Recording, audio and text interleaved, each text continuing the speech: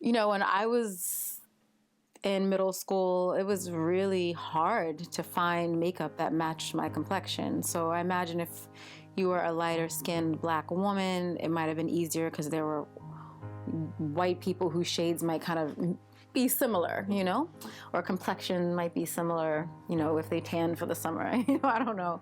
I think it's, there's a projection of beauty. This is a crazy story that I'm going to tell you, and it's going to probably be way too long for the camera. But so I'm having a conversation with my boyfriend, and I was talking about perceptions of beauty. And on this girl's Facebook page, she posted the most beautiful little girl in the world, and it was just strikingly gorgeous, blonde, blue-eyed white girl. And I was like, that's so hard, because once the world says this is what beauty is, from the jump, if you are a little 7-year-old black girl, you are already you're being kind of trained in your mind, like that is beautiful, And so I was like, let's Google beauty and see what comes up. And I had gotten this from an article I had read before or a blog. So we typed in beauty, and then we went to the images, and all of the images are white.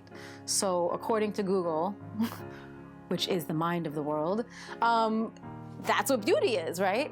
And so we kept having the same conversation, and I was just trying to explain to him what it's like to grow up feeling like, brighter or lighter is better or prettier, how you have to kind of really fight to come into your own and define your own beauty, which I would not have had it any other way, is really hard in the face of media and the world saying like, this is beautiful.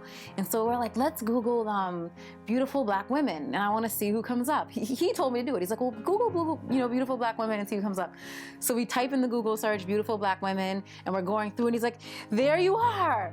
And I was like, no way. He's like, no, go back.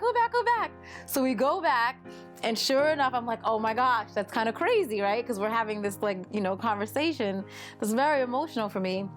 So I click on the photo to see where it was linked to, and it was linked to an article about the very conversation we're having. This idea of, how the world defines beauty, and how it's really hard pressed to find brown women who are beautiful, that have brown women features or not finer features.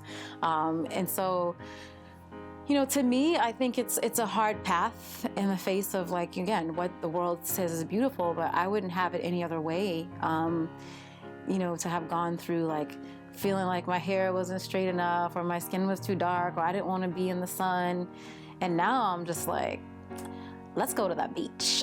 I'm like, you know what I mean? I just think, that's the challenge. And some people, we don't know their stories. And under that challenge, they do bleach their skin, or they do whatever it takes to kind of live up to what that image of beauty that's been like pumped in our heads since childhood, That's kind of my take on it. It doesn't really answer the question, but I definitely feel like it's something that exists.